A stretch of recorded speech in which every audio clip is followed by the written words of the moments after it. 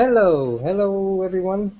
Let's see who's in. Nobody yet, apparently, but let's wait out. So, good evening everyone. I have no viewers. I have no viewers. I have no viewers. Quem deixa, né? Não faz tempo. Esse aqui, os caras não. Mano, não tinha que isso, eu não entendi. Tem que se recolher, não sei o que você faz. Achar. Não tô de novo. Join. Thank you for the join.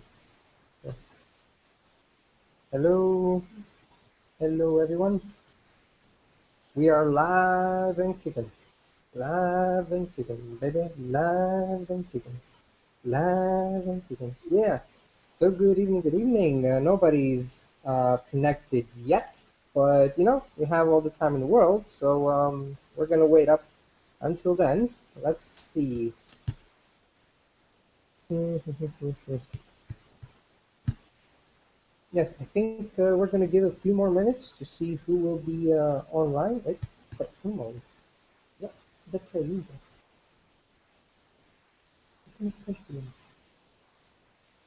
Where's like my sympathy? Hello. Hello. So, 0 viewers. 1 viewer. Hello, whoever you are. Welcome to the Hangout. Yeah, people take a bit of time. So we're gonna wait along and see what happens. Let's see.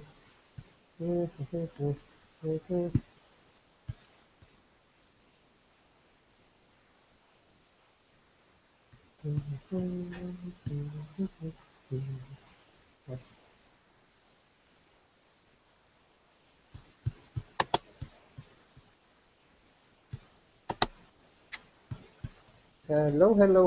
Good evening and welcome. We're giving 4 more minutes for everyone else to log in and to make sure they have the proper start of the event. So sit back, relax.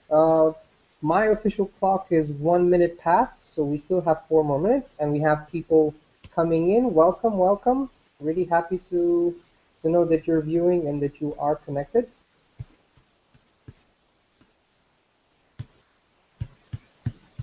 Now, as you know, the group chat is available, so if by any chance you feel the need to speak up, have your say at any moment, ask a question, remember that you have that available.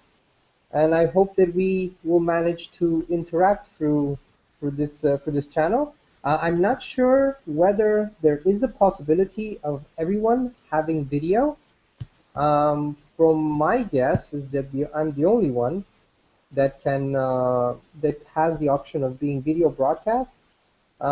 This is our first Google Hangout, but I will encourage you to at least communicate through the chat in case you have any questions or if you want to say hello.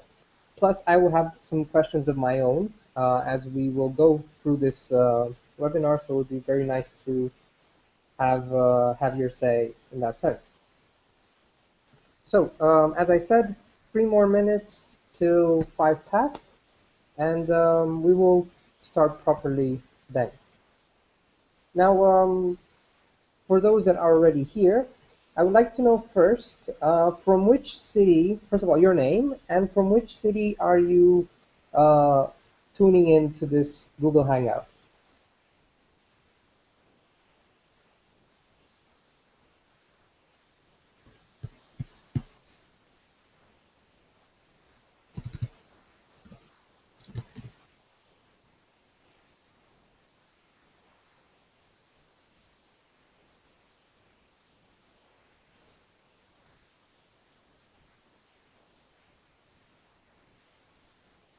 I seem to not receive any chats. I hope you are typing in or that you are listening. If there are any issues, please let me know. Okay. I somehow cannot seem to have access to the chat. I know that most of you are writing. I can see that for another laptop that I have on the other side as a viewer, but apparently I cannot see that much, which is kind of weird. Hmm.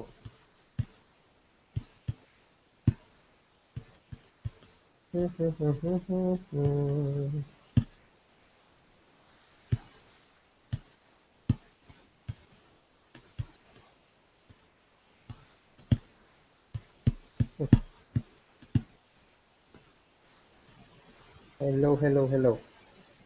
Yes, I seem to have a bit of issue with the fact that I cannot see the chat. Probably you are all chatting and saying hello and saying good vibes. Thank you for that, if that is the case. Or probably you're swearing like, "Hey, dude, we're writing here. Why aren't you don't, are you not giving a sign?" Well, I don't know. Yeah, okay. So, my dear friends, I would recommend for us to begin then. We are around 6 to 7 people online, but to whom will ever want to be curious about what happened during the broadcast will have the chance to view it in on the YouTube downloading. We are going to have a YouTube registration. So let us begin with the topic of today, which is the 10 key ingredients in creating and telling a story. My name is Alex Glod, and I am the creator of the storytelling card game, Let Me Tell You a Story. And I brought you to this hangout to share with you 10 key ingredients that we also use in this game and which I believe are vital in creating and telling a story. Um, as I said, would have loved to first start with who is in the house, but since we are having a bit of technical difficulty because of that, I would say that we will have to skip this side. I'm honestly very sorry for it because I would have loved to connect with you and see who has been online. But surely until the next hangout, we will have that covered. A few disclaimers that I would love to note regarding the following hour that we will spend together. First of all, this presentation would outline 10 key ingredients for creating and telling stories, and I must be clear, they do not represent the absolute truth, and they are not the only ingredients used in storytelling. Surely you will find from other people different ideas, different ways of appreciating how storytelling is done, how stories are made. And I would encourage you to understand that the objective of this presentation is to introduce you to a basic understanding of how stories can be made and told. Use this as a presentation as a source of inspiration rather than a space for debate whether we are on the right track or if we are in the same line of thought with other thinkers regarding how to create stories, scripts, or even books. Now, in order to make my point clear, I would invite you to start with the story. So, 2 centuries ago, while walking on the edge of the Mississippi, Mark Twain had a moment of reflection. He was thinking about the world in which he was living and seeing the inconsistencies in society, the problems with authority, the problems of rivalries, discrimination, racism, and seeing many of the problems that the culture in which he lives faces.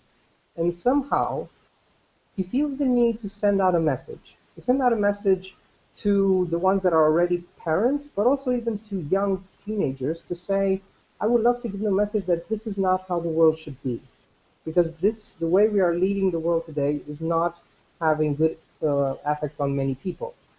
So he decides, with this idea in mind, to write a book, to write a story. Now, where will he put this story? In what time frame or what setting will this story take place? Well, it will be in the middle of America, in a regular village environment, a place where you will find exactly these problems being having taken place. And as a geographical coordinate, the Mississippi River, and the cities that are around its delta. And he thinks of, okay, I have would be the time in which I would love to have my story, and I'm thinking, who shall be the main portrayer? And then Mr. Huckleberry Finn comes to his mind, a young little lad who is has a really quick mind, and he thinks he is smart, and he runs around with people and has his own ideas, and he likes to travel, he wants to explore. So he uses him as a vehicle through which a fresh mind, a witty mind, would discover the society and see his own to how the world is. But we're not going to focus only on him. We're going to put more characters. For example, one of a slave, since he's one of the people that will kind of portray how the problem of slavery and discrimination affects that society. So he will be a main portrayer and mirror of how that affects him and his own life. Of course, we're going to put some other characters as well. Some of these, like the Duke and the King, people that try to, smuggle you of everything. They try to riddle you, and that is another thing that he discovers in society. So he decides to use them as the portrayal of that problem. And in the story, Mark Twain thinks, look, I would like to see the change of this child as he goes through many experiences, traveling around the Mississippi with this slave, and to see how that will change his perception, interact with many other people. But his story will not be just about that.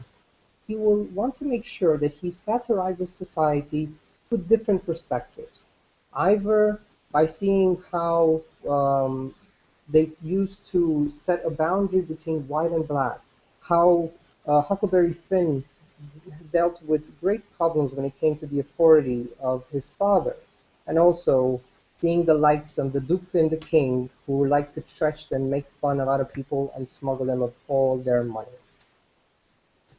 In short, this is how you create, these are the first ingredients to creating a story. Now I outline them specifically to kind of use the story as a reference. So the story starts with the point.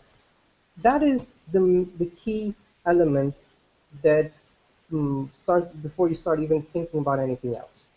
You know that you are living in a time and you are seeing something that is happening and you want to send out a message. There are a few people that you want to appeal to. You want to transmit a certain idea. And this idea is somehow similar to the feeling you wish that the one who reads or listens to your story will have at the end of it. So it will be your main driver as you go later into constructing the story. This is the really vital question to consider when crafting your story. What is the point? What are these people going to leave with after they hear it? What is the thing that will remain in their heads? If you build a story well around the point, people will be hooked on it. And you can name it, it can be really upfront, or you can let people fill in the blank. And that is when you empower them. And probably it will not happen for most of us in the first stories we say, but as we set this objective for ourselves, surely you can achieve that later on. After the point is quite settled, you think of the setting. Where does the story take place? And you need to put some work in the context or in the various contexts in which everything takes place. The environment is key, and it's not just for you to show off your vocabulary or your ability to describe. It's there to mirror the characters and to connect with the places in which your audiences also lives. The story, the story of Huckleberry Finn was written in the time of the America that was 20 years before its publishing, so it was still very familiar to most of the people who read it. And it wasn't just about, okay, it's in a remote city, a remote place. The setting itself, both on the geographical level and on the same side, the social level, had so much to say about the story. I know you can dream of so many beautiful landscapes, but in the end, what's the use of a 20-kilometer waterfall if no one can create that image in their heads and relate to it as well? So if you're ever thinking, how should I describe the setting? How can I make this image clearer? Try to enter this world as a little baby and ask yourself, what is this? And then The first things that come to your mind, use those as your main characteristics. Once the setting is done, clearly you need characters. There has to be someone or something that anyone can relate to in your story. It doesn't matter if it's a male or a female, a human or an animal, a star, a rock, or even a mountain. Just make sure you craft the personality and character around it. You can choose from one's life's history, upbringing, the family one grew up in, people one spent time with, ideas he or she agreed with, emotions which one experienced, accents one used, clothes and colors one wore, physical features, or even similarities to certain people. Character is not just by putting a name on a person or on a face. You need to go deeper into constructing that personality and character. And these are a few references that you can use in order to make sure that we understand who we are dealing with. After you put your line of characters, you know that you're going to have to follow a change process. None of the stories, or at least the successful stories most of us have heard, have a linear story, as in, okay, he was like this in the beginning and he ended the story exactly in the same way. No, there is always evolution. There's something happening, and that is something you should take care into outline and to make sure that people understand as they go. In every good story, there is something that happens to the main characters, but there is a big change in the setting that occurs and to which the characters are simple witnesses. Regardless of the case, make sure to introduce a process of change and to point out how it is occurring as well as its implications. You can use the classic before and after reference, but you can also approach it differently. Stages of change, elements of change, parallel processes of evolution, beginning with the change from a different time in the past, and so on. And then you need to kind of layer the story. You could, of course, have just one layer. You have the central theme of racism, and you could follow the story, the friendship between Huck and Jim. But that would be a waste of a good book. And that is what Mark Twain considered as well. He could do so much with this book. With this occasion of telling the story, he could address so many other issues. Like a Photoshop designer, craft several layers in which you place your story. It might seem stupid to put so much work into dividing and diversifying your story across several layers, but trust me when I say that it could turn out to be your coup de grace.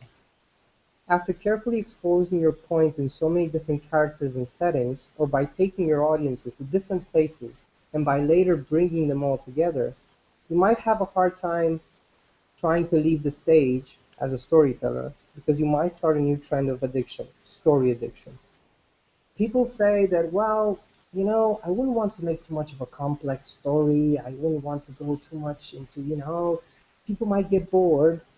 But if you think that way, probably that can be a bit of an insult to your audience. Usually, when you talk to an audience, you talk to someone smart, and they want to be taken to new places. And if it's about being confused at a certain degree, well, by God, do it. Confuse them and make sure that that makes them more curious to see, okay, this is something new. I've never been used to it. If the story is too predictable and way too simple, they might get bored halfway, and if they listen to the end, they might just listen, well, because, well, you're my friend, so I figured I'd just, be around and not be a bad guy. And that is how the adventures of Huckleberry Finn was firstly crafted.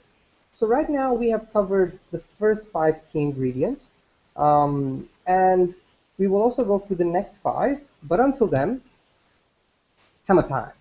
I'm going to try to get out of the presentation for a minute and see if I can activate the chat and probably have a bit of conversation with you. So here we are again. Still seems that I cannot have a bit of this, but I think I can use someone's laptop to have a bit of ideas of the chat going around. So let us, I have a question for you so far. What do you think of these five ingredients? How do you feel about this concept so far? Is it hard to understand? Do we have a few questions?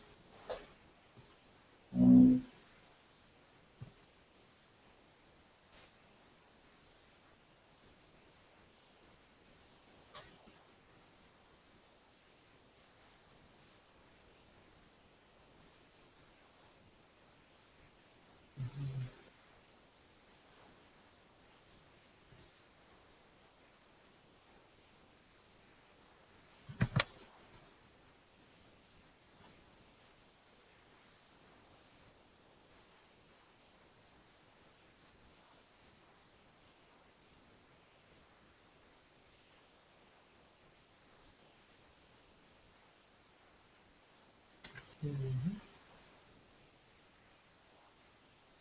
Well, apparently, I mean, somehow there is an issue with the chat. Unfortunately, we'll take that as a really important reference for next time. But I hope that somehow the presentation so far has been eye-opening and you have understood what we have been talking about. But needless to say, if you have questions, please leave them there, and I will make sure to at least answer them after the presentation, so that at least you don't leave totally confused. And we'll make sure to cover that next time. So coming back to our presentation.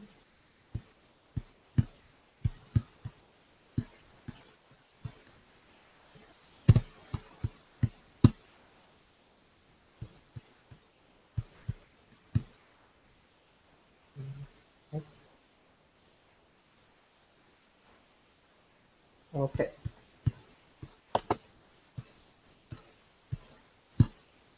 okay. So I will do a short recap. So um, the first ingredient that we talked about was the point. So this is the main idea that you start with before even thinking of where and how your story ends. Then you have your setting, the place and time where the story is happening. Then you have your characters, your main portrayers of the whole story. You have your change process that you're looking to see to outline through the life of the character or for something happening in the setting, and layers to make sure that if you want to really to really,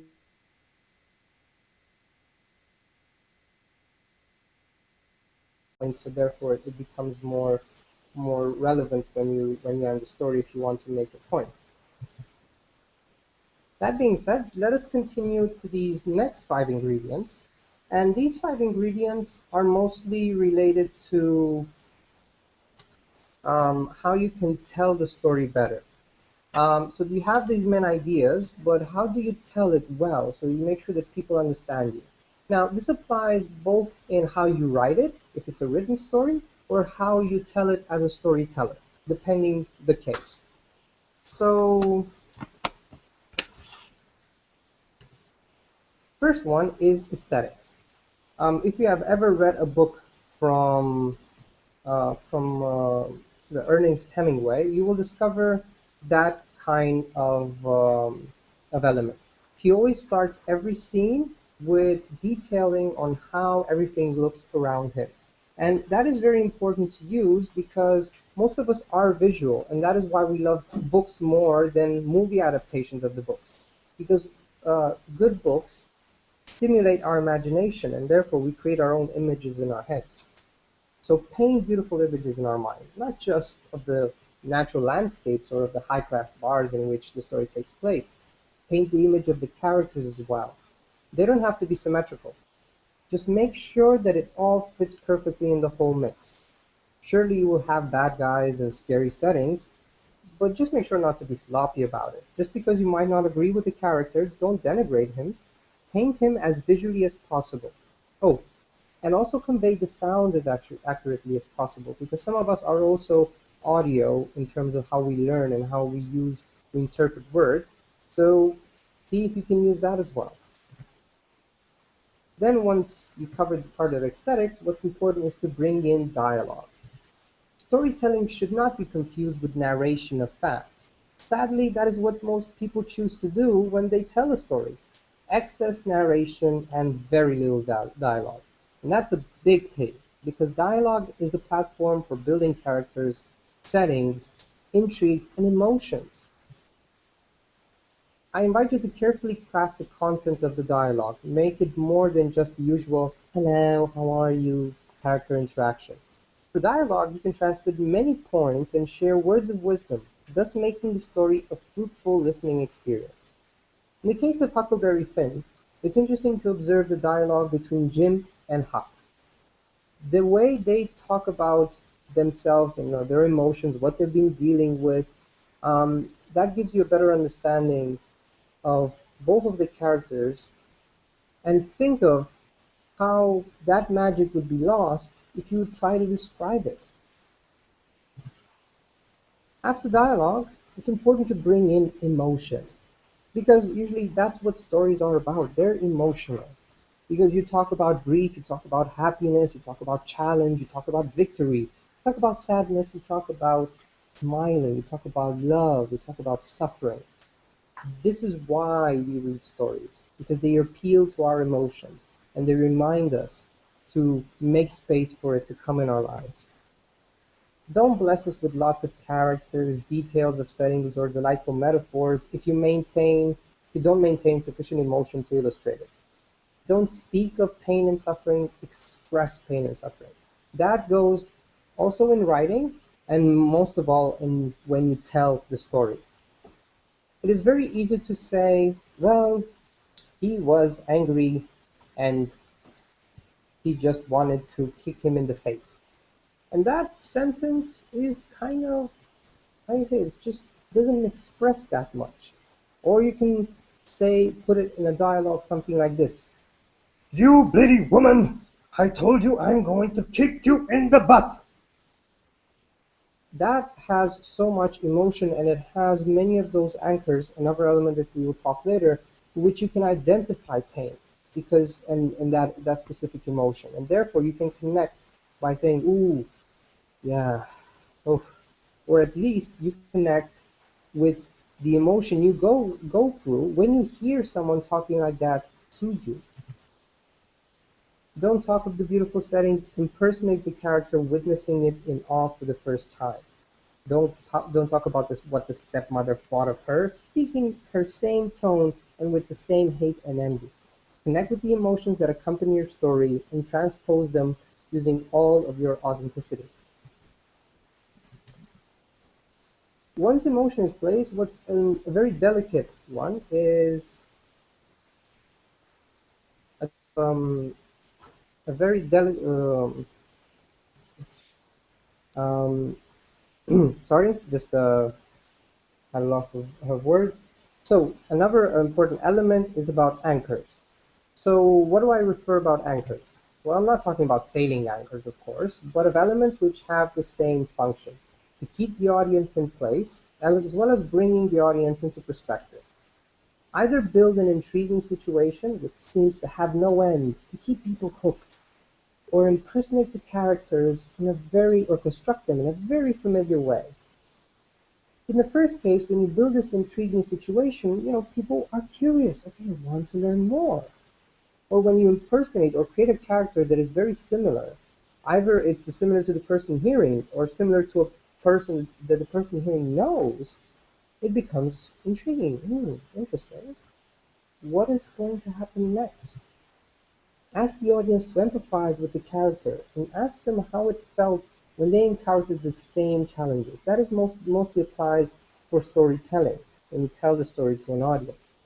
Phrase and say, well, have you ever had that feeling when you have to go through these kind of challenges and say, look, I need to run away from home because there's nothing left that I can do now?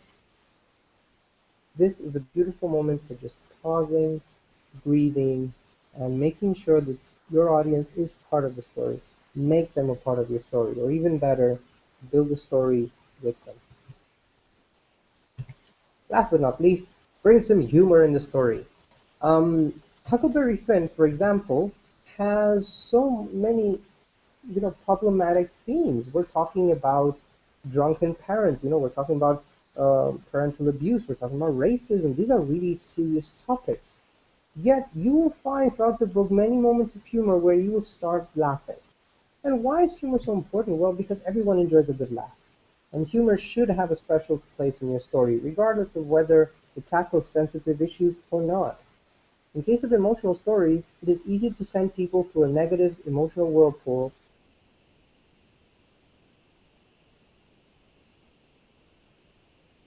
For complex stories, humor can make them easier to follow.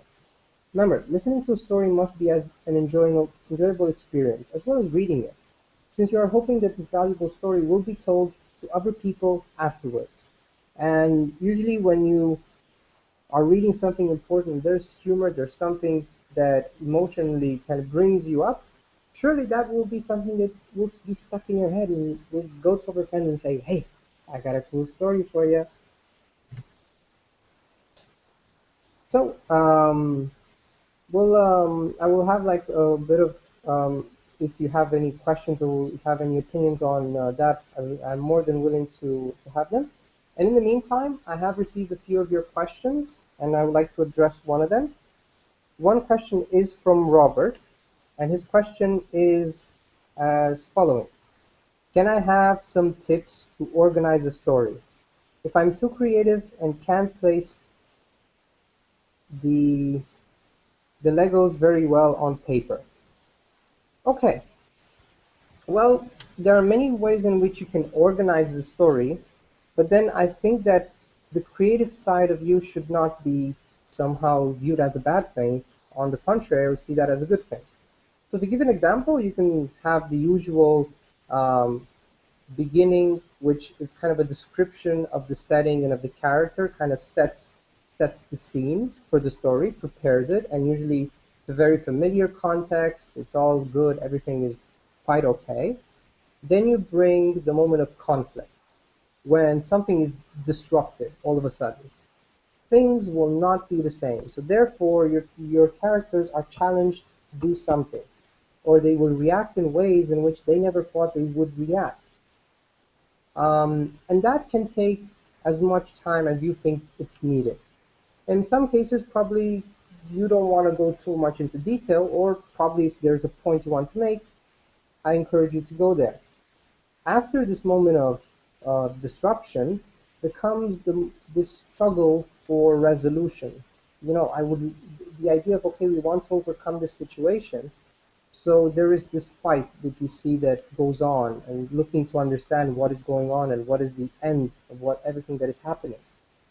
And then there is this moment, probably called the plot twist, or this key moment when everything kind of, it's the resolution. Everything makes sense now. When you put that last big hit, and then that it all makes sense. And then the last part would be um, having the ending, as in describing the world as it is now after all of this conflict, and describing the characters after all of this conflict to somehow make the difference between how you started and how you ended. And therefore, you show contrast between the two. But at the same time, I wouldn't necessarily encourage you to go by the book in terms of structure, because nowadays, I think most of us kind of understand how stories are written, and we can easily, follow the patterns and be like, okay, yeah, so now is this is happening, now this is happening, and we are looking for stories that are more creative, that have something new to show us. So on one side, yes, we could use these kind of simple structures to begin with, if that is an issue for you. But at the same time, I would trust your creativity. I would really trust your creativity to let it flow as you go and see how people react to it. I think the best way you can understand if your story is well structured and people get it is by telling it to people, or letting it be read by others, and see what they have to say. And it doesn't have to be perfect. The more you perfect stories, the better they will be. So thank you, Robert, for your question, and I hope I've answered it.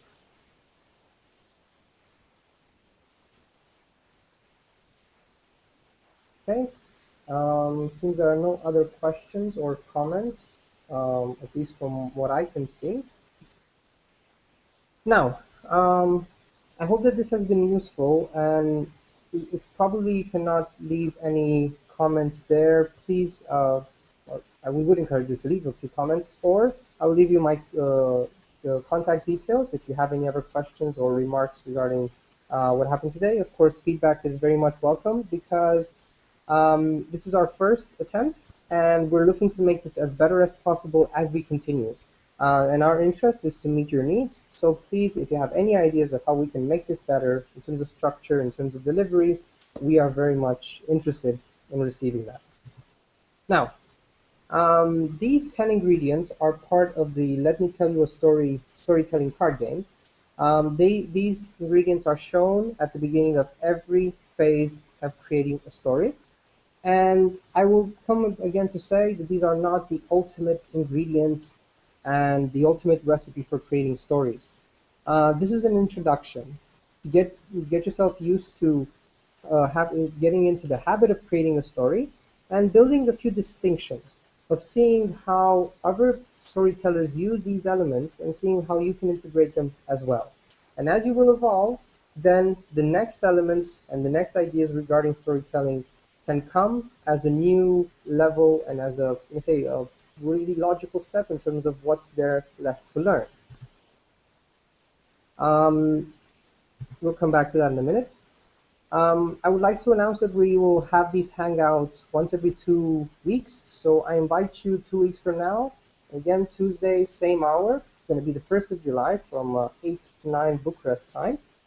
And here, we will go through the central themes in stories, books, and movies to see what are mostly the topics that people like to talk about, the general ones, and also we'll see the exceptions to the rule, the ones that are uh, haven't been let's say approached that much. So therefore, that could be for you if you want to bring a new story to see that there are specific genres that you could tackle, which are not that much explored. And with me again. So yeah, for those of you that probably hoped you wouldn't see me in the next 2 weeks, well, bummer. It's still gonna be me. Yeah, I know. So if by any chance there was something you didn't like about me in my presentation, you have my email there, and even my phone call if you want to just give me a call and be like, "You stupid," blah blah blah blah blah blah. So whatever it is, I'm very much willing to listen to your feedback and your remarks regarding today. And I hope that this has been useful. We will look to edit a bit of the presentation to cut out the moments of pauses and technical difficulties to make sure that if you want to go back to it, it will be accessible. Okay, and I say we have another question from oh, from Rina. Okay, now we are getting the question for now, and the question is: after writing a story, do you always check if you have all the components? Well, mm, yes, but not necessarily as in not to think that let's say I'm very much, oh, it must be, it has to have those 10 ingredients or it has to. Um, let's say I've kind of probably passed that in the sense that probably a story doesn't need a specific element or it can go even without it. Um, Usually I have that in mind at the beginning, but I think it would be useful to do that, to write the story and to see, well, do I have that emotion? Do I have that? But I think a better analysis of whether a story is good or not is to simply read it through as if you would read it for the first time. And I know that's hard because, come on, you've invested time in it. You've read it. You were the one writing it. You put so much effort into it. How can I look at it as if I don't know what's going to be the twist or the point at the end? I would encourage that after finishing a material to sleep on it, for example.